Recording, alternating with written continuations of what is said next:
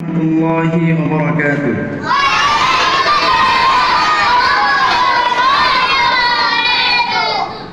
نحمده ونصلي ونسلم على رسوله الكريم أما بعد. قال الله تعالى في كلامه المجيد: أعوذ بالله من الشيطان الرجيم. بسم الله الرحمن الرحيم. قل هل يستوي الذين يعلمون والذين لا يعلمون. وقال النبي صلى الله عليه وسلم: خيركم من تعلم القرآن وعلمه. উপস্থিত মাদ্রাসাতুল আবরার ইন্টারন্যাশনাল মাদ্রাসার সকল বিভাগের সম্মানিত ছাত্রছাত্রীবৃন্দ, সবাইকে জানাই আন্তরিক আমার পক্ষ থেকে, অন্তরের অন্তঃস্থল থেকে শুভেচ্ছা ও অভিনন্দন। দীর্ঘদিন ধরে মাদ্রাসায় পড়াশোনা করতেছ,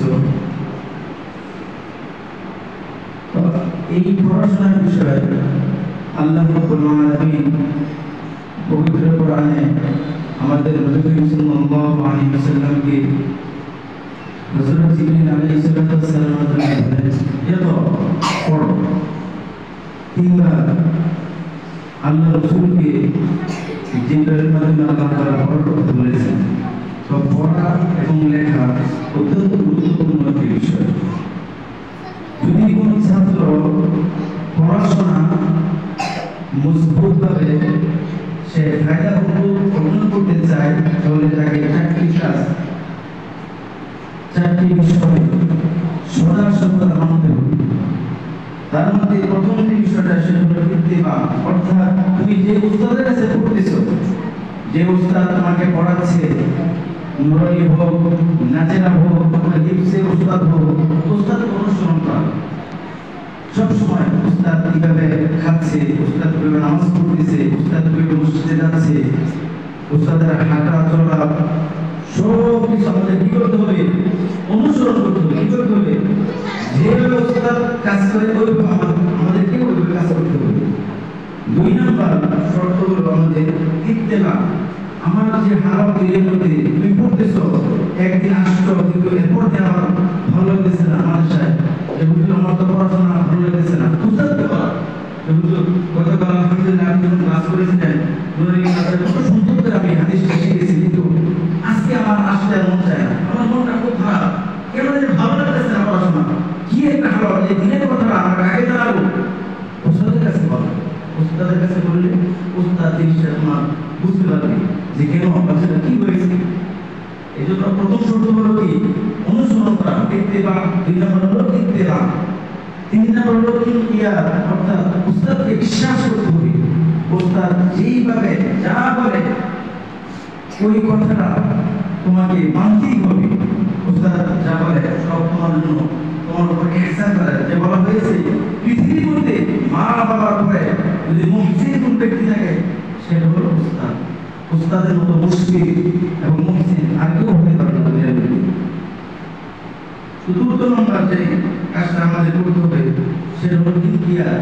আমাদের সমস্ত কিছু আল্লাহ তাআলা আমাদেরকে যে আলোদের মধ্যে রাখছেন, সর্বদা এটা সুপর্দ করে দেওয়া আল্লাহর উপর। সুখে দুঃখে ভালো খারাপ সর্ব অবস্থায় আমরা কার প্রশংসা করবো? আল্লাহ তাআলার প্রশংসা করবো। হযরত হাবিব রাহমাতুল্লাহ আলাইহি জিজ্ঞাসা করা হয়েছিল যে এটার সংজ্ঞা কি? তখন তিনি বলেছেন যে এদের वो नूर है जो गुनाह करने से जायद हो जाता है। তিনি বলেছেন এটা এমন একটা জিনিস, যদি কোনো ছাত্র হোক না সে মুক্তবে অথবা নুরানি বা কিছু করে যদি কোনো গুনাহ করে, তখন এই গুনাহ করার দ্বারা এই নূর, এই আলোটা ধীরে ধীরে তার কাছ থেকে দূরে সরে যায়। এই জন্য সদা সর্বদা আমরা গুনাহমুক্ত থাকার চেষ্টা করবো। পারবো তো ইনশাআল্লাহ সবাই? এই হাদিস তো আসছে, আল ইলমু নূরুন ফানজুরু আম্মা তা'খুযুনা দীনাকুম। এটা হলো একটা নূর, এটা আলো। তোমরা এই আলোটা কার কাছ থেকে গ্রহণ করতেছো এটা সবসময় খেয়াল রাখবে। এই জন্য উস্তাদের সাথে আমরা কখনো বেয়াদবি করবো না। ফার্সিতে একটা কথা আছে, বেয়াদব আর ফুনজার, যে বেয়াদব উল্টা পাল্টা কাজ করে সে আল্লাহ তাআলার ফজল করম রহমত থেকে বঞ্চিত থাকে। আমরা তো মাদ্রাসা আসছি কেন? আল্লাহর ফজল কামাই করার জন্য, যেন আমাদের থেকে জায়গা না হয়ে যায় সেই বিষয়টা আমরা সর্বদা খেয়াল করবো ইনশাআল্লাহ। পারবো ইনশাআল্লাহ? আল্লাহ তাআলা আমাদের সবাইকে যে চারটা ভালো হয়েছে এই চারটা কথা উপর আমল করার তৌফিক দান করুন। সবাই বলেন আমিন। আমরা কখনো কোনদিন শনিবার, রবিবার, সোমবার, মঙ্গলবার, বুধবার, বৃহস্পতিবার এই 6টা দিন কোনদিন ক্লাস মিস করব না। যে সমস্ত ছাত্র এবং ছাত্রীরা ঠিক মতো নভেম্বর মাস আসবে, ডিসেম্বর তাদেরকে স্পেশাল পুরস্কৃত করা হবে।